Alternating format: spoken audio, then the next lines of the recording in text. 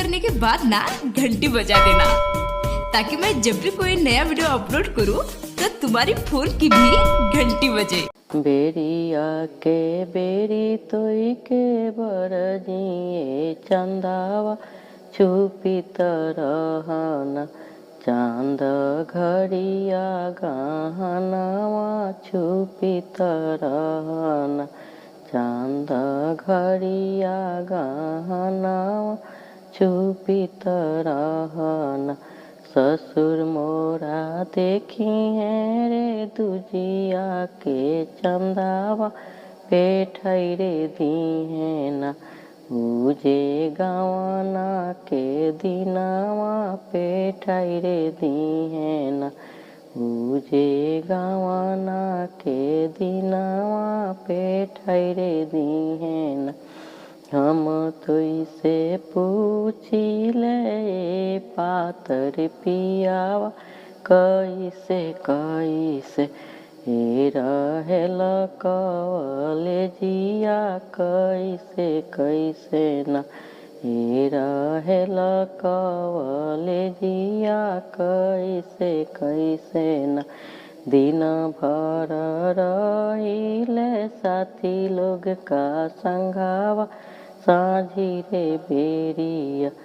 धनी तोहरे पर सुधिया साझी रे बेरिया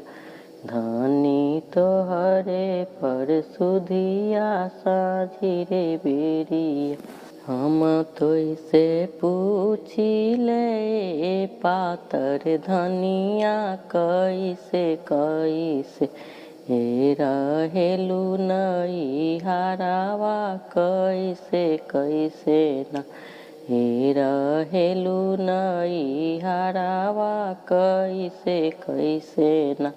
दिन भर रहिले सखी लोग का संगावा साझी रे बेरिया राजा तहरे पर सुधिया साझी रे बेरिया राजा तोहरे पर सुधिया साझी रे बेरिया बेरिया के बेरी तोही के बरजिए चंदावा छुपी तरहना चांद घड़िया गहनावा छुपी तरहना चांद घड़िया गहनावा छुपी तरहना भसुर मोरा देखी है रे दुजिया के चंदावा पेठई रे दी है ना उजे गवाना के दिनावा पेठई रे दी है ना उजे गवाना के दिनावा पेठई रे दी है ना हम तोइसे पूछी ले पातर पियावा कैसे कैसे न हे रहेल कचहरिया कैसे कैसे न दिन भर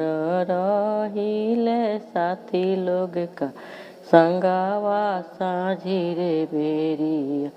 धनी तहरे पर सुधिया साझी रे बेरिया धनी तहरे पर सुधिया साझी रे बेरिया हम तुइसे पूछी ले पातर धनिया कैसे कैसे न हे रहेलु नई हरावा कैसे कैसे न हे रहेलु नई हरावा कैसे कैसे न दिन भर रहिले सखी लोग का संगावा साझी रे बेरिया राजा तहरे पर सुधिया साझी रे बेरिया राजा तहरे पर सुधिया साझी रे बेरिया बेरिया के बेरी तोही के बरजिए चंदावा छुपी तरहना चांद घड़िया गहनावा छुपी तरहना चांद घड़िया गहनावा छुपी तरहन देवर मोरा देखी है रे दुजिया के चंदावा पे ठहरे दी है न उजे गवाना के दिनावा पे ठहरे दी है न उजे गवाना के दिनावा पे ठहरे दी है न हम तो से पूछी ले पातर पियावा कैसे कैसे न हे रहेला नौकरिया कैसे कैसे न हे रहेला नौकरिया कैसे कैसे न दिन भर रहिले साथी लोग का संगावा साझी रे बेरिया धनी तहरे पर सुधिया साझी रे बेरिया धनी तहरे पर सुधिया साझी रे बेरिया हम तो से पूछी ले पातर धनिया कैसे कैसे न हे रहेलू नई हरावा कैसे कैसे न हे रहेलू नई हरावा कैसे कैसे न दिन भर रहिले सखी लोग का संगावा साझी रे बेरिया राजा तहरे पर सुधिया साझी रे बेरिया राजा तहरे पर सुधिया साझी रे बेरिया।